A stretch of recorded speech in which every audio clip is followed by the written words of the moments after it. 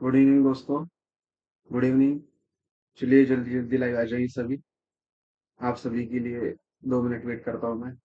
आ जाइए जल्दी जल्दी। गुड इवनिंग दोस्तों। 1 मिनट। हाँ, और 1 मिनट वेट कर लेते हैं। सबको आने दीजिए, सब वेट कर रहे थे क्लास का। आ जाइए। Good evening. गुड इवनिंग दोस्तों। स्वागत है आपका। Good evening. जी। आ जाइए आ जाइए, जल्दी जल्दी आ जाइए। सभी को नोटिफिकेशन चला गया है, आ जाइए जल्दी। बस 1 मिनट वेट करेंगे बच्चों। आ जाने दीजिए सभी को। आ जाइए बच्चों, जल्दी जल्दी आ जाइए।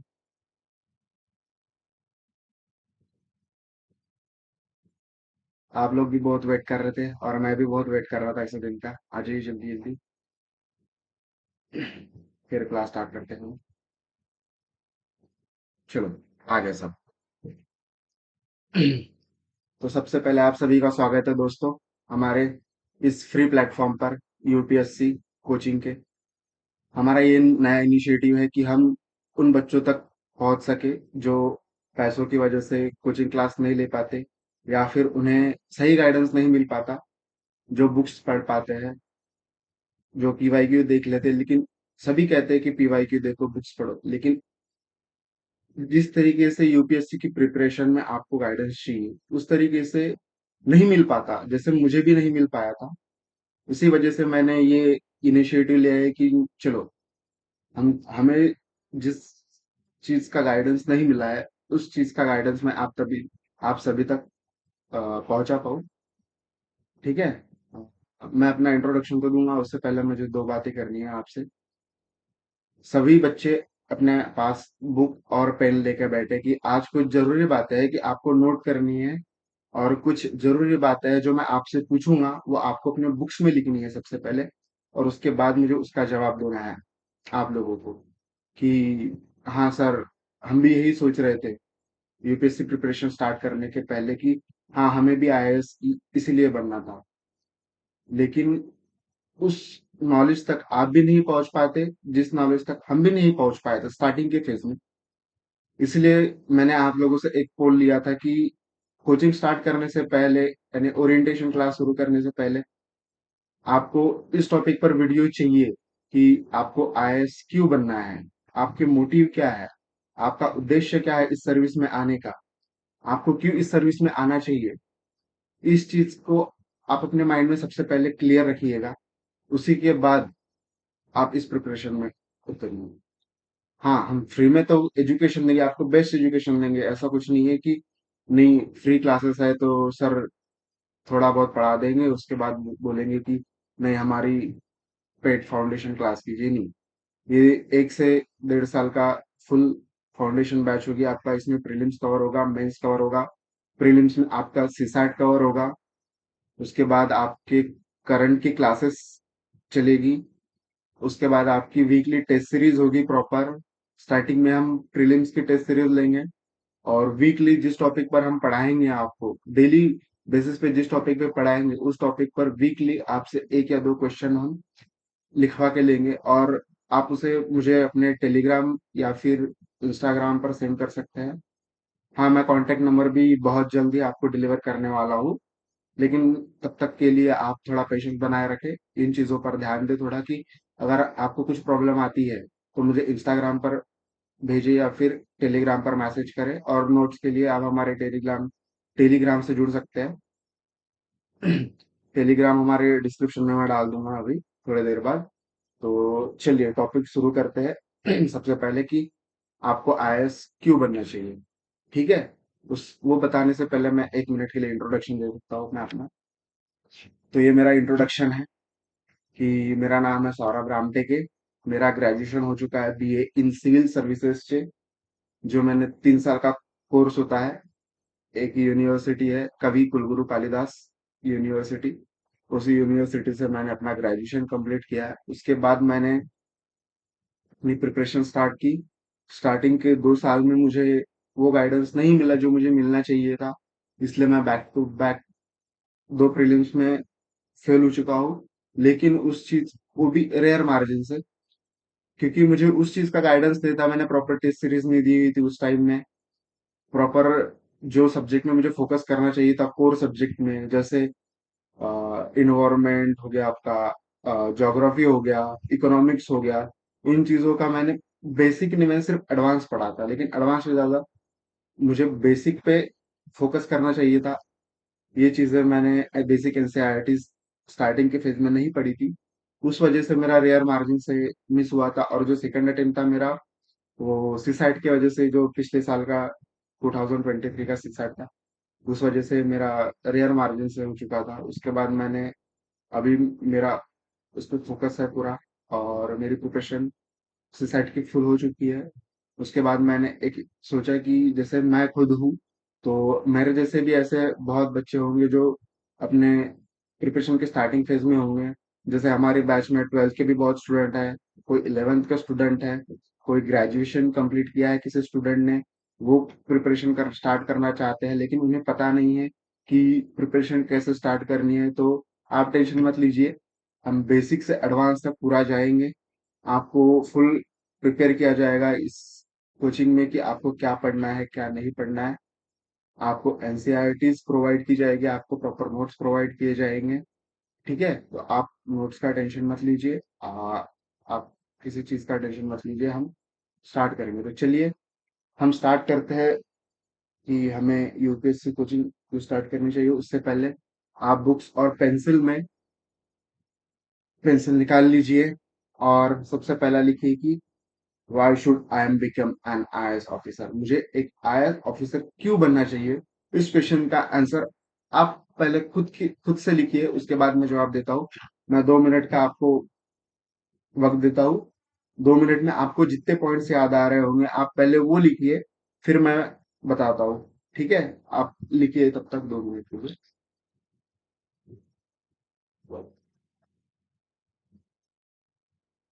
चलिए जल्दी जल्दी लिखिए, करिए। आप याद कीजिए जो भी आ रहा होगा आपको पॉइंट, जो भी, ऐसे नहीं कि नहीं मुझे ये पॉइंट याद आया था, मैं ये पॉइंट क्यों लगी, जो भी आपको याद आ रहा होगा, आप वो भी पॉइंट आप अपने बुक्स में लिखे। उसके बाद एनालिसिस करें। कोई कमेंट में लिखना चाहता है तो कमेंट में लिखे, लेकिन एक बुक्स जरूर मेंटेन करें, क्योंकि यूपीएससी की प्रिपरेशन में आपको आपकी नोट्स ही आपकी बुक्स है जो आप खुद लिखते हो। हाँ, नोट्स के ऊपर से याद आया कि हाँ, नोट्स भी कैसे बनाते हैं हम, वो भी इस टॉपिक में तो नहीं कर सकते, लेकिन अगले टॉपिक में आपको जरूर बताऊंगा, जो नेक्स्ट वीडियो होगा, कि नोट्स कैसे बनाए जाते हैं यूपीएससी के प्रिपरेशन में, वो आपको कैसे हेल्प करती है। उसके पहले आप थोड़ा इस टॉपिक पे बना लीजिए, अपने पॉइंट्स कुछ बना लीजिए। और 1 मिनट दे रहा हूँ मैं आपको।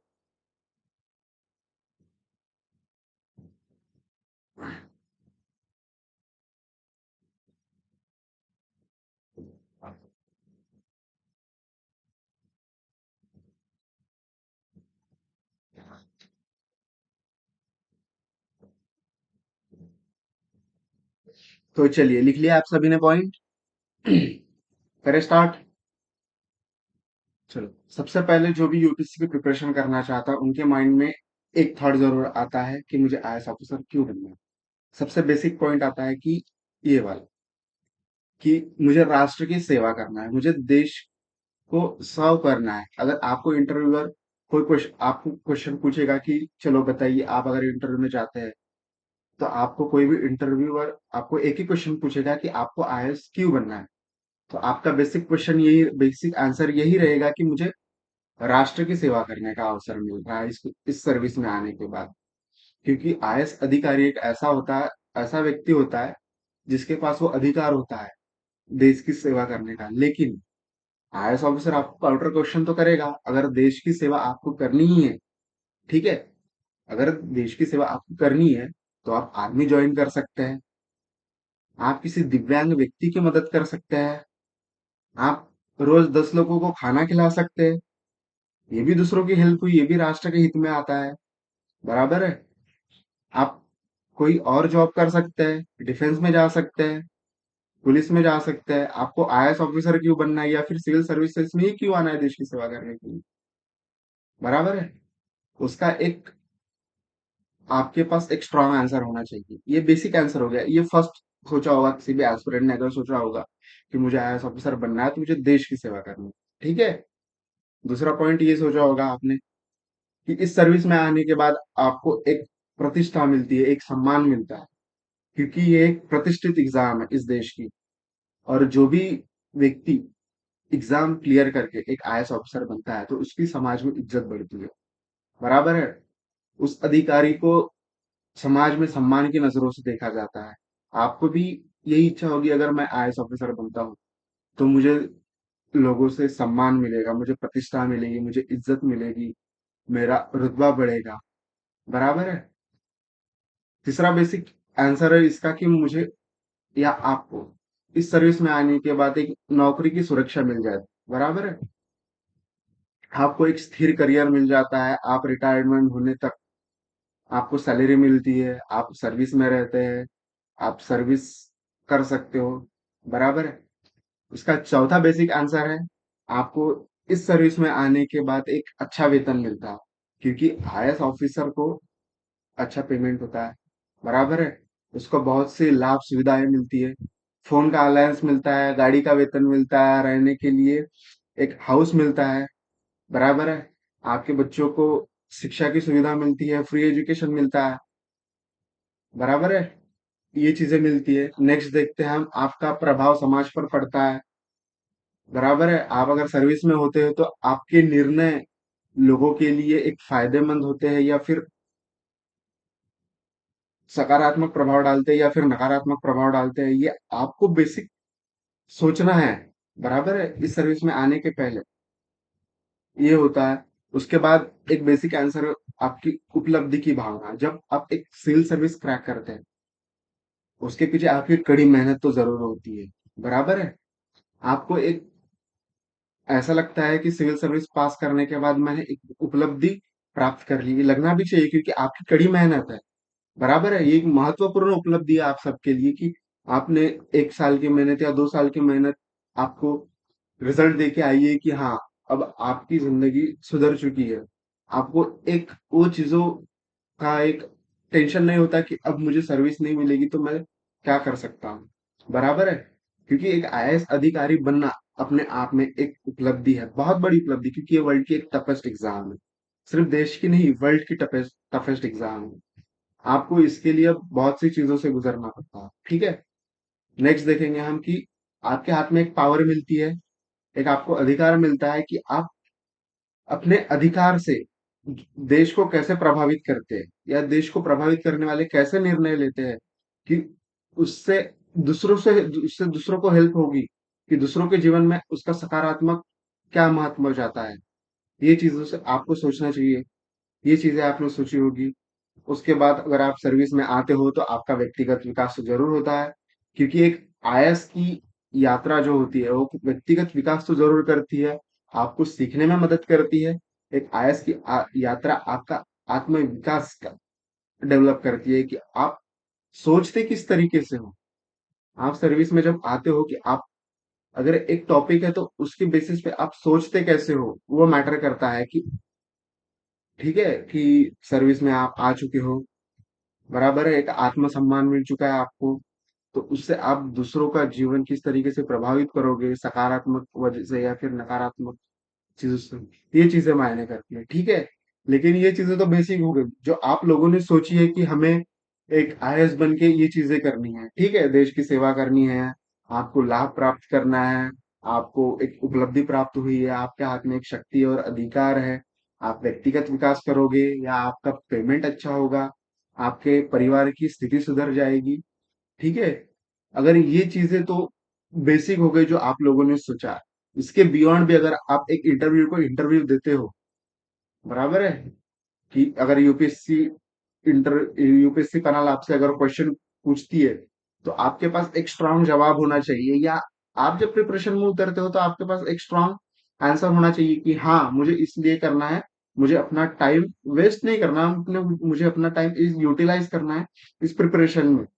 ठीक है। क्योंकि ये एक युद्ध है। बराबर है। ये कोई छोटा मोटा खेल नहीं है। आप अगर आईएएस ऑफिसर बनते हो तो आप एक देश के उच्च पद पर जाते हो। ठीक है। तो मैं अब आपको जो पॉइंट बताऊंगा आप अपने बुक्स में लिख लीजिए, या फिर मैं पीडीएफ तो शेयर करूंगा ही टेलीग्राम चैनल पे, लेकिन फिर भी आप थोड़ा बहुत लिख लीजिए। मैं बताता हूँ कि आपको आईएएस ऑफिसर क्यों बनना है, ठीक है। मुख्य कारण है कि आपको आईएएस अधिकारी क्यों बनना चाहिए। हम स्टार्ट करते हैं उस टॉपिक को, ठीक है। तो चलिए पहला कारण देखते हैं कि आप जब इस सर्विस में आते हो, ठीक है, तो सबसे पहले आप एक पॉलिसी मेकिंग करते हो, यानी आप नीति निर्माण का आपको एक अधिकार मिलता है, ठीक है। जैसे नीतियों को या कार्यक्रमों को या योजनाओं को आपको तैयार करना होगा। जो जुडिशरी जुडिशरी तो अलग पार्ट हो गया, एग्जीक्यूटिव मीन्स कार्यपालिका। आप जब सर्विस में आते हो तो आप एक कार्यपालिका का पार्ट होते हो, ठीक है। कार्यपालिका का पार्ट यानी कार्यपालिका का अगर भाग होते हो आप, तो आपको लोगों के हितों के लिए क्या नीतियां बनानी है, क्या कार्यक्रम तैयार करना है, या क्या योजनाएं हैं जिन्हें आप तैयार करोगे और लागू करोगे। दूसरा, आपको विकास कार्यों पर ध्यान देना चाहिए। जैसे विकास परियोजनाएं क्या होगी, विकास कार्यक्रम क्या होंगे। विकास परियोजनाएं मीन्स जैसे जैसे आप एक स्टेट में या डिस्ट्रिक्ट में, ठीक है, स्टेट में तो सचिव होते हैं, जैसे डिस्ट्रिक्ट में आप एक सर्विस में है, डीएम है, कलेक्टर है, तो उस डिस्ट्रिक्ट में कौन सी विकास परियोजनाएं आ रही है, आपको उस योजनाओं को किस तरीके से लागू करना है, या लोगों के हित उस चीज में है, या अगर ये हित ये सर्विस अगर या ये इंडस्ट्री अगर इस डिस्ट्रिक्ट में आएगी तो वहां लोगों के लिए प्रॉब्लम तो क्रिएट नहीं होगी, वहां लोगों का दैनंदिन जीवन तो नहीं गड़बड़ाएगा। इन चीजों को देख के आपको उन चीजों को लागू करना होगा, ठीक है। अगर आप फिर तीसरा पॉइंट है कि अगर आप जब प्रशासन में आते हैं, ठीक है, तो आप उस विभाग के हेड होते हो, बराबर है। सभी जो विभाग होते हैं वो आपकी देखरेख में आते हैं। आपको सरकारी विभागों और जिलों के दिन प्रतिदिन के प्रशासन की देखरेख करना होगा। उस आपको करप्शन का ध्यान रखना होगा कि अगर आप सर्विस में हैं, आपके विभागों में अगर कोई गरीब व्यक्ति आता है तो वो करप्शन का शिकार ना बने, क्योंकि उसके पास इतनी तो अमाउंट नहीं होगी, या फिर वो गरीब व्यक्ति है, वो किस वजह से अपनी दैनंदिन जीविका गुजारता है। वो अपना अगर पेट काट के अगर दूसरों को पैसे देगा तो वो खाएगा, वो अपना गुजारा कैसे चलेगा। तो आपको ये चीजें देखनी होगी प्रशासन में कि भ्रष्टाचार ना हो, ठीक है। इन चीजों से गुजरना होगा कि कोई एक दूसरा सरकारी अधिकारी किसी गरीब व्यक्ति का शोषण ना कर रहा हो, ठीक है। यह आपको प्रशासन में ध्यान देना होगा। नेक्स्ट देखेंगे हम कि कानून व्यवस्था बनाए रखना होगा, ठीक है। जैसे पुलिस प्रशासन की निगरानी करनी होगी आपको। जैसे आप एक डिस्ट्रिक्ट के हेड होते हो तो आपको ये चीजों को ध्यान देना चाहिए, ठीक है, कि वहां का पुलिस प्रशासन किस तरीके से वहां कार्य करता है, ठीक है। वहां सार्वजनिक सार्वजनिक सुरक्षा किस तरीके से मुहैया कराता है गरीब व्यक्ति को, या फिर अगर कोई पीड़ित व्यक्ति है वो अ, अपनी एफआईआर अगर पुलिस के पास कराने जाती है तो पुलिस उस चीजों पे किस तरीके से संज्ञान लेता है, या उस गरीब व्यक्ति को किस तरीके से न्याय दिलाना चाहता है, ठीक है। एक पुलिस अधिकारी, उसको आपको निगरानी में देखना होगा कि हाँ, सही से जांच हो रही है या उस केस की, या नहीं हो रही है, ठीक है। उसके बाद एक डिस्ट्रिक्ट कलेक्टर का काम होता है, या फिर एक आईएएस ऑफिसर का काम होता है, अगर वो उस उस विभाग में है तो उसे उस विभाग का राजस्व अगर संग्रह करना, उस यानी टैक्स कलेक्ट करना, बजट के प्रबंधन की देखरेख करना, ये सभी काम एक डिस्ट्रिक्ट कलेक्टर को या फिर एक आईएएस ऑफिसर को करना होता है। एक आईएएस ऑफिसर में सिर्फ डिस्ट्रिक्ट डिस्ट्रिक्ट कलेक्टर नहीं होता है, उसके अंडर में बहुत सी ऐसी चीजें होती है जो उसे करनी होती है। मैं आगे उन चीजों को भी एक्सप्लेन करूंगा आपको कि एक आईएएस ऑफिसर सिर्फ एक डिस्ट्रिक्ट में डिस्ट्रिक्ट कलेक्टर नहीं होता है, उसे बहुत सी चीजों को ध्यान देना होता है कि वो क्या क्या चीजें कर सकता है, ठीक है। आगे और चीजें हम देखते हैं। जैसे आईएएस ऑफिसर को लोक कल्याण, सामाजिक न्याय और गरीबी उन्मूलन के लिए कार्यक्रम लागू करना होता है। आपदा प्रबंधन, अगर किसी स्टेट में या फिर किसी स्टेट की किसी डिस्ट्रिक्ट में अगर आपदा प्रबंधन जैसी प्रक्रियाएं होती है, तो उसमें एक डिस्ट्रिक्ट कलेक्टर को राहत सामग्री, उन लोगों का पुनर्वास, इन प्रयासों को उसे समन्वय करना होगा। जैसे एग्जाम्पल लेते हैं, अ, बिहार का एग्जाम्पल लेते हैं। बिहार के कुछ ऐसे क्षेत्र होते हैं कि जहाँ हर साल बाढ़ आती है। ठीक है। तो डिस्ट्रिक्ट कलेक्टर या फिर जो आपदा प्रबंधन अधिकारी होता है, एक आईएएस ऑफिसर का ही एक आईएएस लेवल का ही ऑफिसर होता है जो उस विभाग में काम करता है। उसे अगर उसे पता है कि अभी कि मानसून आने वाला है, तो उसे सबसे पहले मौसम वैज्ञानिक से एक सलाह करनी होगी कि इस क्षेत्र में कित यानी लगभग मानसून कब तक आएगा, कितने प्रतिशत बारिश होगी, बारिश होने से क्या बाढ़ की समस्याएं पैदा हो सकती है, अगर समस्याएं पैदा होगी तो उस पे किस तरीके से हम टैकल कर सकते हैं, किस तरीके से हम उसे राहत दिला सकते हैं। अगर बाढ़ में अगर लोगों का घर चला जाता है या फिर लोगों के घर डूब जाते हैं, तो उन्हें पुनर्वास किस तरीके से दूसरे जगह उन्हें पलायन कर सकते हैं हम, उन्हें किस तरीके से हम राहत सामग्री पहुंचा सकते हैं, किस तरीके से हम उन्हें खाना पहुंचा सकते हैं। बराबर है, ये सभी चीजों का काम एक आईएएस ऑफिसर को करना होता है। एक आईएएस ऑफिसर को समन्वय बिठाना बहुत जरूरी होता है। वो अपने निर्णय अपने व्यक्तिगत तरीके से नहीं ले सकता है। ठीक है। उसे उन चीजों के बारे में सोचना चाहिए कि मेरा इसमें व्यक्तिगत हित नहीं है, मुझे लोगों की सेवा के लिए उन चीजों को करना है। जैसे आप विभिन्न सरकारी विभागों, एजेंसी और हितधारकों के साथ संपर्क स्थापित कर सकते हो। जैसे आप अकेले निर्णय नहीं लोगे, किसी चीज पे निर्णय लोगे तो, या अगर आईएएस ऑफिसर बनता हूँ तो मैं किसी अपने व्यक्तिगत हित साइड में रख के मुझे लोगों के लिए क्या निर्णय सही है, मुझे उन चीजों के बारे में सोचना होगा। बराबर है। जिस अगर कोई एजेंसी जैसे सीआरपीएफ एजेंसी हो गई या फिर जो सुरक्षा बल हो गए दूसरे दूसरे जो अ, हमें बाढ़ में मदद कर सकते हैं, कई लैंडस्लाइड में मदद कर सकते हैं, उन चीजों को करने के लिए मैं एक अकेला व्यक्ति पॉसिबल नहीं हूँ। मुझे अलग अलग जो विभाग है, जो एजेंसी है, उनसे मुझे समन्वय स्थापित करना होगा कि हम किस तरीके से यहाँ मदद कर सकते हैं। बराबर है। यहाँ आपको गर्विष्ठ या जो महान अपना जो महान व्यक्तित्व होता है उसको साइड रख के आपको एक बेसिक लेवल पे सभी के साथ समन्वय करके उस चीजों को हेल्प करनी होगी, टैकल करनी होगी। ये चीजें आपको सोचनी होगी एक आईएएस ऑफिसर बन के। ठीक है। नेक्स्ट जैसे एक आप पर्यवेक्षण करते, जैसे निरीक्षण करते हो। ठीक है। आप एक अधिकारी है, आपको अपने डिस्ट्रिक्ट में आप रोज तो हर विभाग में जाके नहीं देख सकते, लेकिन आपको जिस हर विभाग में इतना तो देखना चाहिए कि अगर आपका या कह सकते हैं आपकी जैसे अलग अलग सरकारी विभाग होते हैं। ठीक है। सरकारी कर्मचारी होते हैं जो अपनी ड्यूटी पर वक्त सही से पहुंच नहीं पाते। ठीक है। लोगों को सुबह से कोई कोई सरकारी विभाग में लाइन में खड़ा होना पड़ता है, और सरकारी ऑफिसर आता है 10 बजे, 11 बजे, कोई कोई तो 2 बजे भी आते हैं। उससे क्या होता है कि जो सामान्य नागरिक होता है वो अपना काम धंधा या अपनी रोजी रोटी छोड़ के आता है उस काम के लिए। बराबर है। तो आपको उस चीज को एक मेंटेन करना होगा कि जो सरकारी कर्मचारी है वो ऑफिस में वक्त पे आए। आपको डेली या फिर वीकली उन सरकारी विभागों में एक निरीक्षण या परीक्षण करना होगा कि सभी सरकारी कर्मचारी उस टाइम पर आ रहे हैं कि नहीं, लोगों को अपना यानी जो लोग अपनी रोजी रोटी छोड़ के आ रहे उनका काम सही से हो रहा है कि नहीं, ये चीजों को आपको देखना होगा। बराबर है। आपको एक लोगों से समन्वय बिठाना होगा, सरकारी कर्मचारियों से बात करनी होगी। ठीक है।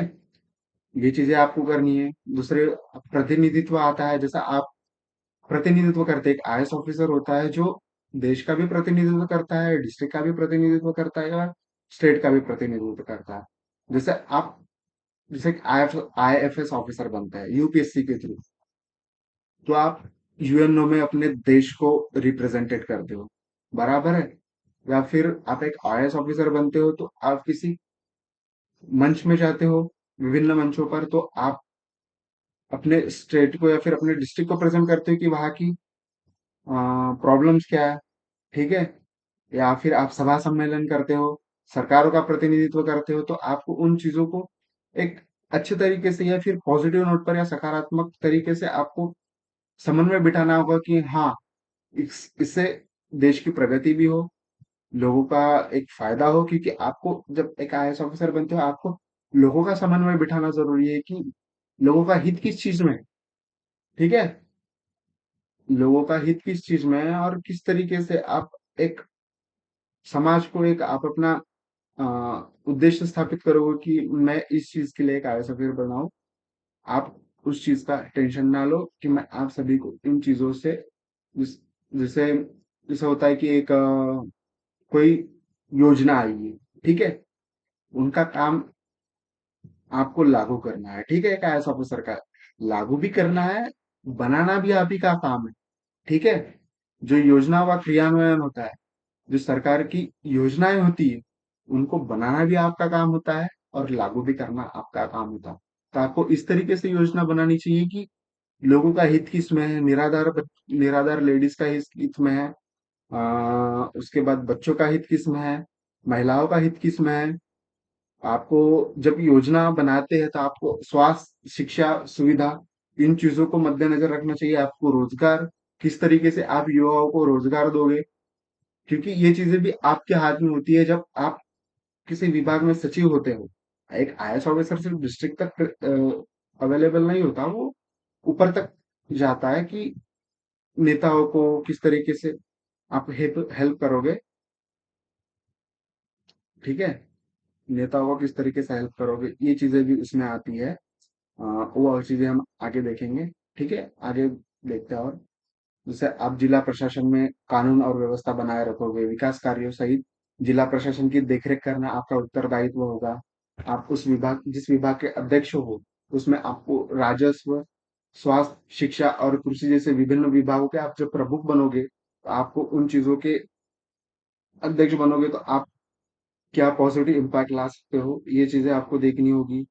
जैसे आप सरकार के सचिव बनते हो, जैसे मैंने आपको पीछे ही कहा कि सिर्फ एक डिस्ट्रिक्ट तक नहीं रह सकते, आपको बहुत चीजों को टैकल करना होगा। आप राजस्व के प्रमुख हो सकते हो, आप स्वास्थ्य विभाग के प्रमुख हो सकते हो, आप शिक्षा जैसे विभाग के प्रमुख हो सकते हो, कृषि विभाग के प्रमुख हो सकते हो, सरकार के सचिव, जैसे आप सरकार को एक चीफ सेक्रेटरी कह सकते हो आप। ठीक है, गवर्नमेंट के सेक्रेटरी, जैसे आप, जैसे हमारा गृह विभाग है, वित्त विभाग है, स्वास्थ्य विभाग है, उन विभागों के आप सचिव के रूप में आपको कार्य करना होगा। ठीक है, आप किसी विभाग के आयुक्त के रूप में कार्य कर सकते हो, जैसा राजस्व विभाग के आयुक्त हो सकते हो आप, उत्पाद शुल्क विभाग के आयुक्त हो सकते हो, जैसे परिवहन जैसे विभिन्न विभागों के आयुक्त के रूप में आप कार्य कर सकते हो। तो जैसे राजस्व विभाग के आप आयुक्त हो गए, तो आपको उस डिस्ट्रिक्ट का टैक्स कलेक्ट करना होगा। ठीक है, इन चीजों को आपको करना होगा। तो ये चीजें होती है कि एक आईएएस ऑफिसर को करनी होती है। तो ये मेन चीजें होती है। ठीक है, आप लिख लीजिए, या फिर मैं इसके बाद आपको कॉपी तो भेजूंगा ही।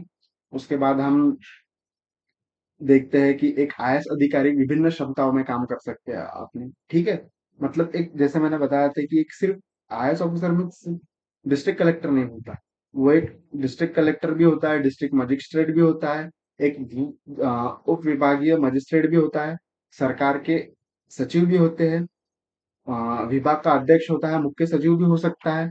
ठीक है, उसके बाद एक आईएएस ऑफिसर विभिन्न संस्थाओं का प्रमुख हो सकता है, जिनमें ये सचिवालय होते हैं, और इन सचिव का वो अ, इन सॉरी इन विभागों का वो सचिव होता है।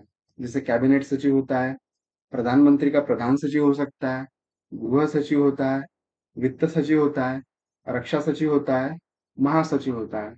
उसी को हम कहते हैं कि एक आईएएस अधिकारी कैबिनेट सेक्रेटरी होता है, सेक्रेटरी ऑफ प्राइम मिनिस्टर होता है, होम सेक्रेटरी हो सकता है, फाइनेंस सेक्रेटरी होता है, डिफेंस सेक्रेटरी होता है, फॉरेन सेक्रेटरी भी होता है। जैसे एस जयशंकर पहले हमारे फॉरेन सेक्रेटरी थे, अब वो फॉरेन मिनिस्टर है। ठीक है, उसके बाद हम आगे और देखते हैं कि किन किन विभागों का प्रमुख हो सकता है ऑफिसर। जैसे सॉलिसिटर जनरल हो सकता है, नियंत्रक एवं महालेखा परीक्षक हो सकता है, संघ लोक सेवा आयोग जिसकी हम प्रिपरेशन कर रहे हैं। ठीक है, उसके सचिव भी एक आईएएस ऑफिसर भी होते हैं। एक सेंट्रल विजिलेंस कमीशन होता है जो केंद्रीय सतर्कता जिसे हम आयोग कहते हैं। उसके बाद एक सेंट्रल इंफॉर्मेशन कमीशन होता है जिसे हम केंद्रीय सूचना आयोग कहते हैं। ठीक है, उसके बाद होता है human right commission. National human right commission के सचिव भी एक आईएएस ऑफिसर होते हैं जिसे हम राष्ट्रीय मानव अधिकार आयोग कहते हैं। उसके बाद सीबीआई, आपने नाम सुना होगा कि एक सीबीआई अधिकारी, उसके सचिव भी एक आईएएस ऑफिसर होते हैं। ठीक है, उसके बाद ईडी। ईडी तो आपने बहुत न्यूज में सुना होगा कि किस तरीके से ईडी वर्क करती है। ठीक है, जिसे हम प्रवर्तन निर्देशालय कहते हैं। जो कोई जैसे काला धन हो गया या फिर आप जैसे कह सकते हो कि टैक्स चोरी हो गई या फिर कोई घोटाला हो गया, जैसे हमारे ईडी ने हमारे जो अरविंद केजरीवाल है उन्हें अरेस्ट किया है, अपने कुछ उनके खिलाफ सबूत मिले इस बेसिक इंफॉर्मेशन पे। ठीक है, ये चीजें होती है ईडी के हाथों में। उसके भी सचिव हमारे एक आईएएस ऑफिसर हो सकते हैं। ठीक है, उसके बाद जो हमारी नेशनल इन्वेस्टिगेशन एजेंसी होती है जिसे हम राष्ट्रीय जांच एजेंसी कहते हैं, उसके सचिव भी अपने आईएएस ऑफिसर होते हैं। राष्ट्रीय विशिष्ट पहचान प्राधिकरण, unique identification authority of India, जिससे जो हमारे आधार कार्ड पे लिखा होता है, आपने देखा होगा, उसके सचिव भी हमारे एक आईएएस ऑफिसर हो सकते हैं। ठीक है, उसके बाद नेशनल स्टैटिस्टिकल कमीशन मीन्स राष्ट्रीय सांख्यिकी आयोग, जो अ, जिसके सचिव एक आईएएस ऑफिसर होते हैं। दूसरा होता है telecom regulatory authority of India, भारतीय दूरसंचार नियामक प्राधिकरण। ठीक है, और सर्विसेज होती है भारतीय प्रतिभूति और विनिमय board means security of exchange board, जिसे हम सेबी कहते हैं। ठीक है, जो कुछ हमारे बैंकिंग रिलेटेड जो हमारे घोटाले होते हैं या फिर जो ऐसे पैसों के मामले में बहुत सी चीजें होती है, वो सभी चीजों को ये उनके सचिव देखते हैं। ठीक है, उसके बाद जो आपने नाम सुना होगा insurance regulatory and development authority of India, भारतीय बीमा नियामक और विकास प्राधिकरण, इसके सचिव भी एक आईएएस ऑफिसर होते हैं। उसके बाद रिजर्व बैंक ऑफ इंडिया, इसके भी सचिव एक आईएएस ऑफिसर होते हैं। ठीक है, उसके बाद हम देखेंगे कि एक यूपीएससी में हमें ये पता होना चाहिए कि हम जिस सर्विस के लिए प्रिपरेशन कर रहे हैं। ठीक है, यूपीएससी एक बहुत बड़ी चीज है। हमें सिर्फ इन तीन चीजों के बारे में बताया जाता है कि एक आप आईएएस ऑफिसर बनोगे, आप आईएएस आईएफएस मीन्स आप एक इंडियन फॉरेन सर्विस में जा सकते हो, आप भारतीय पुलिस सेवा में जा सकते हो। लेकिन नहीं, जो एक यूपीएससी है जो विभिन्न पदों के लिए परीक्षा आयोजित करता है, उसमें बहुत सी ऐसी चीजें होती है, बहुत सी ऐसे सर्विसेज होती है कि आप जब सर्विस क्लियर करते हो, आप एग्जाम क्लियर करते हो, तो आपको आईएएस तो टॉप मोस्ट पोस्ट तो है ही, आईपीएस भी है, आईएफएस भी है, लेकिन आपको इन चीजों का नॉलेज जरूर होना चाहिए कि सिर्फ इन चीजों तीन चीजों तक ही या इन तीन सर्विस तक ही यूपीएससी यूपीएससी रिलेवेंट नहीं है। इसके बियॉन्ड भी बहुत सी ऐसी पोस्ट होती है जो आपको सर्विस प्रोवाइड करती है। उन्हीं चीजों में हम जानेंगे कि हम प्रिपरेशन तो करते हैं कि हमें यूपीएससी की प्रिपरेशन करनी है, लेकिन हमें ऐसे बहुत सी सर्विसेज नहीं पता होती है कि हमें उन सर्विस को भी प्रायोरिटाइज करना चाहिए कि नहीं, मुझे आईएएस के लिए तो पढ़ना है, लेकिन अगर मुझे ये चीजें भी, मुझे इस चीज की सर्विस में मुझे इंटरेस्ट है, तो अगर मैं यूपीएससी क्लियर भी करता हूँ तो मुझे आईएएस नहीं मिली, तो मैं इन सर्विस को भी अपनी प्रायोरिटीज में रख सकता हूँ। ठीक है, क्योंकि ऐसी बहुत सी चीजें हैं कि हमें नहीं पता होती है प्रिपरेशन के दौरान। और मैंने ऐसे बहुत से कोचिंग देखे हैं कि सिर्फ आईएएस आईपीएस और आईएफएस के ही बारे में बात करते हैं। ठीक है, बच्चों को इन चीजों के बारे में नहीं बताते कि अगर आप इस सर्विस में उतरते हो तो बच्चों आपको ये सर्विस भी अलॉट होगी, इन चीजों को भी आपको नई नई सेवाओं में सीखने का अवसर मिलेगा। ठीक है, एक मिनट है, मैं पानी पीना चाहूंगा।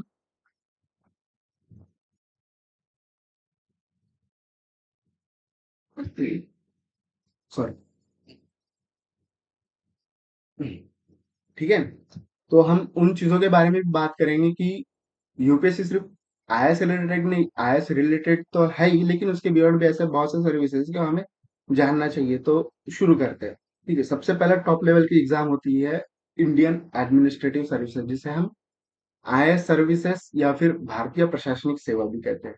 ये टॉप मोस्ट सर्विस होती है। उसके बाद आती है कि भारतीय विदेश सेवा, ठीक है, जो जिसे हम इंडियन फॉरेन सर्विसेज भी कहते हैं, जो हम अ, भारत को रिप्रेजेंट करते हैं अदर कंट्रीज में जाके। जैसे आप राजदूत बन सकते हो या फिर यूएनए में भारत की तरफ से वक्ता बन सकते हो, जो भारत को रिप्रेजेंट करोगे आप।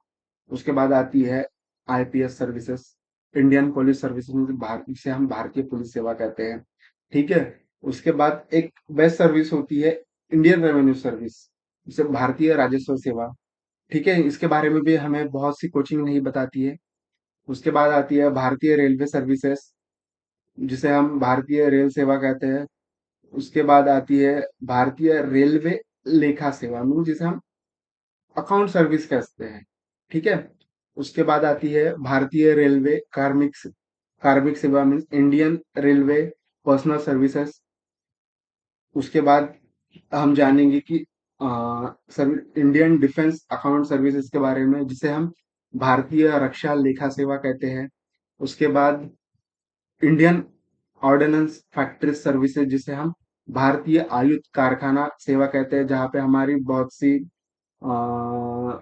अपने हथियार बनते हैं, ठीक है। उसके बाद आती है इंडियन इंफॉर्मेशन सर्विसेज, भारतीय सूचना सेवा, ठीक है। उसके बाद हम जानेंगे कि इंडियन ट्रेड सर्विसेज, जिसे भारतीय व्यापार सेवा भी कहते हैं, ये भी सर्विस बहुत अच्छी होती है। उसके बाद आती है इंडियन पोस्टल सर्विसेज, भारतीय डाक सेवा। उसके बाद इंडियन सिविल अकाउंट सर्विसेज, जिसे हम भारतीय सिविल लेखा सेवा कहते हैं। उसके बाद हमारे देश की जो डिफेंस सर्विस है, जिसे हम इंडियन डिफेंस स्टेट सर्विसेज कहते हैं, जो भारतीय रक्षा संपदा सेवा, ये एक होती है। उसके बाद Indian PNT account and finance service कहते हैं। उसके बाद अच्छा, ये दो बार हो गया है, ठीक है, वित्तीय सेवा कहते हैं। उसके बाद हम जानेंगे जो हमारी Indian railway service of engineering है, भारतीय रेलवे इंजीनियरिंग सेवा। यहाँ भी रेलवे इंजीनियरिंग सेवा होती है। इनके बारे में बहुत से स्टूडेंट को पता नहीं होता कि यहाँ भी हम रेलवे में सर्विस दे सकते हैं, ठीक है, एक हेड होने के नाते इस सर्विस के। उसके बाद इंडियन रेलवे इलेक्ट्रिकल इंजीनियरिंग सेवा होती है इसमें। उसके बाद Indian railway signal engineering services भी होती है, ठीक है। उसके बाद इस सर्विस में एक सर्विस होती है कि Indian railway service of mechanical engineer, ठीक है। ये यूपीएससी की टॉप 20 सर्विसेज होती है। इनके बारे में बहुत से बच्चों को पता नहीं होता है, या हमें भी स्टार्टिंग के फेज में नहीं पता था कि हाँ ये चीजें, ये भी सर्विसेज भी होती है। बस पता था कि हाँ दो तीन सर्विसेज होती है। उसके बाद ग्रुप बी और ग्रुप सी लेवल की सर्विसेज होती है। नहीं, ग्रुप बी और ग्रुप लेवल की सर्विसेज ऐसे नाम नहीं होते, ये बेस्ट सर्विस होती है अपने क्या कहते हैं उसे, अपने डिपार्टमेंट की। सिर्फ आईएएस आईपीएस और आईएफएस रिलेटेड यूपीएससी नहीं है। यूपीएस एक वास्ट होलिस्टिक सर्विस है, उसमें आपको बहुत सी चीजों सीखने को मिलती है, ठीक है। तो मैंने आज की चीजें मैं आपको तो ये क्लियर कर दिया है कि आपको आईएएस ऑफिसर क्यों बनना चाहिए। आपने बेसिक पॉइंट लिए, वो इम्पोर्टेंट तो है ही, ठीक है। ये नहीं कह रहा मैं कि वो आपने जो लिखा, ठीक है, जो मैंने पॉइंट बताया है, उसके पहले मैंने भी यही पॉइंट सोचे थे अपने स्टार्टिंग की प्रिपरेशन, क्या मुझे देश की सेवा करनी है, मुझे लोगों के सामने एक रुतबा मिलेगा, एक मुझे अच्छा गौरवान्वित महसूस होगा। लेकिन हम बेसिक लेवल पर लोगों के लिए क्या कर सकते हैं, क्योंकि हम एक एग्जीक्यूटिव है इस देश की। हमें ही सर्विस में आके एक अ, कानून बनाना है और कानून को लागू करना है। नेताओं को कानून भी हमें ही बना के देना है और कानून हमें ही लागू करना है, क्योंकि जो भी संविधान संशोधन या फिर जो भी कानून आते हैं, वो सबसे पहले एक आईएएस ऑफिसर ही बनाता है, ठीक है। वो सजेशन ही देता है नेताओं को कि आप इन चीजों को कर सकते हैं, ये चीजें हमारे लोगों के लिए धारक हो सकती है, बच्चों के लिए ये चीजें हो सकती है। हम शिक्षा में ये चीजें इम्प्लीमेंट कर सकते हैं, स्वास्थ्य में ये चीजें इम्प्लीमेंट कर सकते हैं, रोजगार में ये चीजें इम्प्लीमेंट कर सकती है। हम किस तरीके से अपने देश को एक विकास की राह पर लेके जा सकते हैं, किस तरीके से हम विभिन्न परियोजनाएं ला सकते हैं, ये चीजों के बारे में सोचना एक आईएएस अधिकारी का काम होता है। अगर एक आईएएस अधिकारी इन चीजों को सोचने के लिए अपने माइंड को ओपन नहीं करेगा तो एक आईएएस अधिकारी नहीं हो सकता। ठीक है, आपको स्टार्टिंग से कोचिंग करोगे, मैं जो पढ़ाऊंगा आप वो चीजों के ऊपर ध्यान तो जरूर देना। जो मैं पढ़ाऊंगा वो आपको एक इंफॉर्मेशन के या फिर आपको एक कंसेप्ट के बेस में लेना है कि सर ने आज हमको ये पढ़ाया है तो हम ये चीजें हम क्लियर करेंगे। क्लास तो हम जल्दी स्टार्ट करेंगे, उससे पहले मैं एक ओरिएंटेशन क्लास भी लेके आऊंगा आपको। सबसे पहले आपको ये पता चलना चाहिए कि सिलेबस क्या होता है, किस टॉपिक से कितने ज्यादा क्वेश्चन आते हैं। ठीक है, किस टॉपिक से कितने ज्यादा क्वेश्चन आते हैं और हमें किस किस टॉपिक पर ज्यादा फोकस करना चाहिए। उसके बाद हम अपने डेली डेली हम किन चीजों को फोकस करके अपने जो माइंड उसको ज्यादा बड़ा कर सकते हैं, क्योंकि आपको इस सर्विस में आके आपको ये चीजें नहीं रखना है। मुझे ये चीजें नहीं कर सकते आप, आपको इन चीजों सर्विस में आके आपको सोचना पड़ेगा कि अगर हाँ कि अगर हिमाचल में लैंडस्लाइड होती है तो हम उन चीजों को कैसे टैकल कर सकते हैं, उन चीजों में आने वाली समस्याओं को ये हम किस तरीके से समाधान ला सकते हैं, समस्या का समाधान ला सकते हैं और वहां की चीजों को कैसे मदद कर सकते हैं कि ये चीजें दोबारा ना हो। ठीक है, ये चीजों को आपको सोचना होगा। सॉरी, सुबह मॉर्निंग की क्लास के लिए जो स्टार्टिंग में नहीं हो पाई है, थोड़ा एक वीक के लिए थोड़ा मैं आपको उन चीज़ों के बारे में समझाऊंगा, यूपीएससी क्या होती है, सिलेबस क्या होता है, उसके बाद आपको किस टॉपिक पे ज़्यादा फोकस करना चाहिए। ठीक है, उसके बाद उस टॉपिक पर आपको कितनी टेस्ट देनी चाहिए, आपको कितनी मेंस आंसर राइटिंग किस तरीके से की जानी चाहिए, ये आपको पूरा बेसिक से लेके एडवांस तक आपको इस कोचिंग में प्रोवाइड किया जाएगा। ठीक है, आप उसका टेंशन मत लो। आप टेलीग्राम चैनल ज्वाइन करो, वहाँ पे आपको नोट्स मिल जाएंगी बहुत। हम डेली बेसिस पे नोट्स प्रोवाइड करेंगे। और अगर आप कहोगे कि सर हमें करंट अफेयर्स के लिए क्लास चाहिए, तो उस क्लास के बारे में मैं सोचूंगा, क्योंकि पहले मुझे स्टार्टिंग में बस 2 क्लास देनी है आपको। एक सी साइड की, जो एक मेजर रोल डिफाइन करता है आपका कि आप प्रीलिम्स क्वालिफाई करोगे या नहीं करोगे। ठीक है, उसके बाद जो हमारा जनरल स्टडीज का पेपर होता है, जिसमें हमें history, polity, geography, environment, science and tech और करंट अफेयर्स पढ़ने होते हैं, इंडिया के और वर्ल्ड के। उन सभी चीज़ों के बारे में मैं आपको अलग से वीडियो के बारे में बताऊंगा। नोट्स कैसे बनाई जाती है उन चीज़ों के बारे में भी हम जानेंगे। ठीक है, तो आज के लिए इतना है। उससे पहले मैं आपको एक इम्पोर्टेंट चीज़ बताना चाहूंगा कि अगर आप इस सर्विस की प्रिपरेशन करते हो, ठीक है, तो इस सर्विस की प्रिपरेशन करने के लिए आपको रोज 10 से 12 घंटा पढ़ने की जरूरत है। ठीक है, आपको एक कंसिस्टेंसी मेंटेन करनी होगी। अगर हाँ, मैं आज अगर 4 घंटे पढ़ रहा हूँ या फिर 2 घंटे पढ़ रहा हूँ, तो मुझे कल भी 2 घंटे देने ही है। एक्स्ट्रा दोगे 10-15 मिनट तो भी बेस्ट ही होगा। लेकिन अगर आप ये सोच रहे हो कि नहीं मैं आज 10 घंटे पढ़ूंगा, कल 8 घंटे पढ़ूंगा, उसके बाद 6 घंटे पढ़ूंगा, फिर आप पढ़ोगे ही नहीं 2-3 दिन, तो उससे आपकी लिंक कैसे टूट जाएगी। ठीक है, फिर वो होता है कि माइंड से चीजें निकल जाती है। और इसमें यूपीएससी की प्रिपरेशन में एक मेन फैक्टर होता है क्लियर करने का कि रिवीजन। अगर आज आपने एक टॉपिक पढ़ा है, जो मैंने पढ़ाया, आप उसको दिन में आधा घंटा तो भी रिवाइज कीजिए। जैसे मैंने क्लास पढ़ाया, क्लास में नोट्स बनाई आपने, उस नोट्स को आप 10 मिनट में रिवाइज कीजिए। ठीक है, फिर एक हफ्ते बाद फिर उस या 3-4 दिन बाद एक बार फिर उस नोट्स को एक बार रिकॉल कीजिए कि हाँ मैंने ये चीजें पढ़ी थी। फिर 7वें दिन आप एक 10 मिनट के या 5 मिनट के लिए उस नोट्स को निकालें। उससे क्या होता है, आपकी माइंड में वो चीजें जाती रहती है। ठीक है, ये चीजें होगी।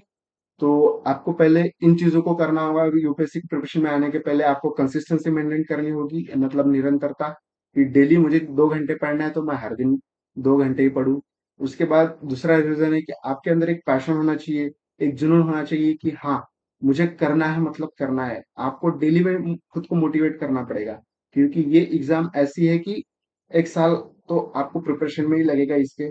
फिर 1 साल की तो ये एग्जाम ही है, क्योंकि जैसे मई या जून में इसकी एग्जाम होगी, तो फिर जैसे आप एग्जाम क्लियर करते हो, उसके बाद आपको अक्टूबर या सितंबर या अक्टूबर में इसकी मेंस होती है। ठीक है। मेंस भी एक 1 से 2 हफ्ते चलती है। अगर 1 हफ्ता कंटिन्यू मेंस चली, उसके 1 हफ्ते के गैप के बाद फिर आपके ऑप्शनल की एग्जाम होती है। ठीक है। फिर उसके बाद आपका 3-4 महीने बाद जनवरी में रिजल्ट लगता है। उसके बाद आपको इंटरव्यू कॉल आता है। ठीक है। फिर इंटरव्यू कॉल के बाद आपको इंटरव्यू पे जाना पड़ता है, उसकी भी प्रिपरेशन करती है। तो ये कैसे एक साल की एग्जाम है। ठीक है। तो आपको इसके लिए ना एक पैशनेट होना जरूरी है कि हाँ, आज पढ़ने की इच्छा नहीं हो रही है तो ठीक है, मैं आज लेक्चर ही देख लूंगा, खुद को रिकॉल कर लूंगा, लेकिन आधा घंटा तो भी आप उस चीज को पढ़ो। उससे आपको कैसा होता है कि एक हैबिट बनी होती है रोज पढ़ने की। ठीक है। उसके बाद थर्ड ऑप्शन होता है कि सैक्रिफाइस। ठीक है। आपको कभी कभी ऐसा करना पड़ेगा कि अगर किसी ने आपको काम बताया, अगर वो काम जरूरी नहीं है, तो आप अगर वो काम आपके बिना भी होता है तो आपको वो करना होगा कि मम्मी पापा या भैया, आप ये थोड़ा काम कर लीजिए, ये मेरा थोड़ा पढ़ाई का टाइम है, मैं भी ये पढ़ रहा हूँ, या फिर मैं बाद में कर दूंगा मेरे फ्री टाइम में। ये चीजें आपको कहनी होगी। आपको अगर लगता होगा कि ये शादी इंपॉर्टेंट नहीं है तो मत जाइए, वो 2 घंटे शादी में वेस्ट करने के बजाय आप पढ़ लीजिए, या आपको ज्यादा हेल्प करेगी। ठीक है। उसके बाद ये प्रिपरेशन स्ट्रगल भरी तो होती है। ठीक है। आपको हमेशा वो चीजें रियलाइज करनी होगी कि मुझे प्रिपरेशन में आया हो तो ये मेरी स्ट्रगल लाइफ है। ठीक है। अभी मैं स्ट्रगल कर लेता हूँ 1 से 1.5 साल, उसके बाद या 2 साल पकड़ लो एग्जाम पकड़ के। 1 साल तो प्रिपरेशन में लगे, 1 साल अपने एग्जाम में। अगर ये 2 साल में अपने बहुत अच्छे से देता हूँ, तो अगले आने वाले जो मेरे 40 या 45 साल है, 60, यानी आप सर्विस तो करोगे। अगर अभी ग्रेजुएशन में हो या फिर 12th में हो, तो आप 21 या फिर 22 में अगर सर्विस लेते हो, या फिर 23 या 24 20 साल के आप जब हो जाते हो, तब आप इस सर्विस में जब आते हो, तो आपके हाथ में 25 से 26 साल होते हैं इस सर्विस को करने के लिए। ठीक है। तो अगर आप ये 2 साल कड़ी मेहनत करोगे, स्ट्रगल लाइफ निकालोगे अपनी प्रिपरेशन में, तो कैसा होगा ना कि आपकी जो आने वाली पीढ़ी, या फिर आप खुद जो वो 50 साल है आपके, बहुत अच्छे से गुजारोगे। आपको उस टाइम ये रिग्रेट नहीं होगा कि काश मैंने उस साल 2 या 3 साल अच्छे से मेहनत कर ली होती, तो आज मैं उस स्टेज पे ना होता जिस स्टेज पे आज मैं हूँ। इससे अच्छा है, वो रिग्रेट रहने से अच्छा है कि आप अभी कड़ी मेहनत कर लो। ठीक है। तो आगे की जिंदगी अच्छे से गुजारो, या फिर जो अभी स्टूडेंट लाइफ है, या जो आपकी अभी प्रिपरेशन लाइफ है, जो एक आपको मोटिवेट करती है कि नहीं मुझे पढ़ना चाहिए, तो ये आप 3 साल मेहनत कर लो, अच्छी लाइफ गुजारो, या फिर 3 साल मजे से कर लो। या तो अगर अभी 3 साल मजे से निकालोगे या 5 साल मजे से निकालोगे, तो अगले जो 30 या 40 साल है, वो 40 साल आपको रिग्रेट होगा कि काश मैंने उस टाइम प्रिपरेशन कर ली होती अच्छे से। ठीक है। तो मुझे आज ये दिन देखना ना पड़ता। तो रिग्रेट होने से अच्छा है कि आप पढ़ लो। ठीक है। क्योंकि समय बहुत बलवान होता है। समय समय जो है वापस नहीं आएगा आपके लिए वापस। क्योंकि अगर आप अभी ये लेक्चर भी देख रहे हो, तो आपने जो स्टार्टिंग के 30 मिनट्स या 20 मिनट्स जो बैठ के नॉलेज लिया होगा, अगर आप वही टाइम पास कर रहे होते, तो वो आउटपुट नहीं मिलता आपको, फिर वही होता, समय वापस नहीं आता आपके लिए। ठीक है। तो इतना याद रखो कि अगर आप समय की अभी कदर करोगे, तो समय आपकी कदर करेगा, क्योंकि समय किसी के लिए नहीं रुकता। ठीक है। तो नेक्स्ट इस पे आते हैं कि फेथ, या फिर सॉरी पेशेंस। आपको इस एग्जाम में धैर्य रखना होगा। ठीक है। क्योंकि ये एग्जाम पेशेंस की होती है। आपको अपने दिमाग को थोड़ा एक पेशेंसली डील करना होगा कि हाँ, हमेशा मुझे शांत मन से हर चीजें सोचनी है, कि मेरे लिए क्या अच्छा है क्या अच्छा नहीं है, उन चीजों को सोचो। उन चीज़ों को इम्प्रूव करो और इम्प्लीमेंट करो। ठीक है? और आपको इस एग्ज़ाम में उतरने से पहले आपको एक खुद पर विश्वास रखना ज़रूरी होगा कि ये एग्ज़ाम मेरे से होगी, धैर्य रखना होगा, क्योंकि ये 6 महीने वाली एग्ज़ाम नहीं है कि 6 महीने पढ़ लिए आपने और एग्ज़ाम देने चले गए। आपको मेंस की भी आंसर राइटिंग करनी है एग्ज़ाम में, आपको प्रीलिम्स के लिए टेस्ट सीरीज़ भी देनी है, आपको सिसैट के लिए भी डेली प्रैक्टिस करनी है, आपको करंट अफेयर के लिए भी पढ़ना है, ठीक है? तो आपको इस सर्विस में उतरने से पहले सबसे ज़्यादा धैर्य रखना बहुत ज़रूरी है। और सबसे इम्पोर्टेंट चीज़ जो मैं अभी बताने वाला हूँ, वो है आपको इस प्रिपरेशन में आपको हार्ड वर्क ज़रूर करना है। और हार्ड वर्क कैसे करना है? स्मार्ट वर्क के साथ। वो चीज़ें हम पढ़ाएँगे आपको, क्योंकि स्टार्टिंग में हार्ड वर्क, स्मार्ट वर्क करना बहुत ईज़ी चीज़ होती है किसी एस्पिरेंट के लिए या फिर किसी टीचर के लिए जो आपको गाइड करेगा, ठीक है? तो मैं वो चीज़ें आपको बताऊँगा कि आपको हार्ड वर्क के साथ-साथ स्मार्ट वर्क कैसे करना चाहिए, ठीक है? आप बस मुझ पे भरोसा रखो। मैं आपको एक बेस्ट एजुकेशन दूँगा। बस आप स्टार्टिंग की 5 से 6 क्लास, जब तक मैं प्रॉपर आपको क्लासेस स्टार्ट नहीं करता, जो आपका सिलेबस उस हिसाब से, तब तक थोड़ा पेशेंसली मेरे क्लासेस करें, ठीक है? उसके बाद आपको धीरे-धीरे नॉलेज आना स्टार्ट होगा कि नहीं, ये क्लासें आपके लिए कितनी हेल्पफुल है। और हमारा मोटो ये नहीं है कि हम क्लासेस स्टार्ट करेंगे, उसके बाद आपको 10 क्लास करने के बाद या 15 या 20 क्लास करने के बाद आपको कहेंगे कि नहीं, हमारी पेड बैच स्टार्ट होगी, आप ज्वाइन करो। बिल्कुल नहीं होगा ऐसे।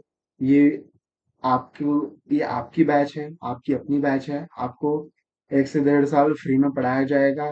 प्रॉपर आपको प्रीलिम्स की क्लासेस होगी, प्रॉपर मेंस की क्लासेस होगी, प्रॉपर हर टॉपिक की आपको उसी दिन में आपको नोट्स प्रोवाइड की जाएगी, ठीक है? आपको धीरे धीरे धीरे धीरे आपको बेसिक से एडवांस लेवल तक लेके जाना हमारा काम है। आपको नोट्स प्रोवाइड किए जाएंगे, ठीक है? तो आप निश्चिंत हो जाइए आज की क्लास के लिए कि आ, हर चीजें प्रोवाइड की जाएगी आपको। और ये चीजें आपको बताना चाहूंगा कि क्लास 5 दिन चलेगी। संडे, मंडे, ट्यूसडे, वेडनेसडे और संडे संडे नहीं चलेगी, sorry sorry sorry, Monday, Tuesday, Wednesday, Thursday, Friday, 5 दिन क्लास चलेगी। उसके बाद छठवें दिन आपकी एक टेस्ट होगी। 7वें दिन जो आपको पूरा पढ़ाया उन टॉपिक पर टेस्ट होगी। और उसी दिन आपको एक करंट की क्लास भी दी जाएगी, ठीक है? ये सब चीजें आपको मिलेगी, आपको क्रिप्स नोट्स भी मिलेगी, आपको पीडीएफ्स भी मिलेगी। तो आप निश्चिंत हो जाइए, ठीक है? तो चलिए, धन्यवाद मेरे पे भरोसा बनाए रखने के लिए। और कल भी शायद शाम को ही क्लास होगी। मैं आपको वैसे नोटिस कर दूंगा, ठीक है? आप हमारे इंस्टाग्राम पर बने रहे। आपको अगर कोई इंफॉर्मेशन चाहिए होगी या कोई हेल्प चाहिए होगी, तो 1 वीक के लिए फिलहाल आप हमारे टेलीग्राम पर मैसेज करें हमें, या फिर टेलीग्राम का जो डिस्कशन ग्रुप है वहां मैसेज करें, या फिर इंस्टाग्राम पे मैसेज करें। आपको 1 घंटे के अंदर अंदर की आपकी जो भी समस्या है उसका समाधान मिल जाएगा, ठीक है? और चैनल को कृपया आप शेयर करें, सब्सक्राइब करें। और अगर वीडियो अच्छा लगा तो आप फिलहाल कमेंट भी कर सकते हैं, जो रिकॉर्डिंग देखोगे इसके बाद आप लोग, ठीक है? और सब्सक्राइब जरूर करें, क्योंकि ये हमारा फ्री यूपीएससी कोचिंग क्लास है।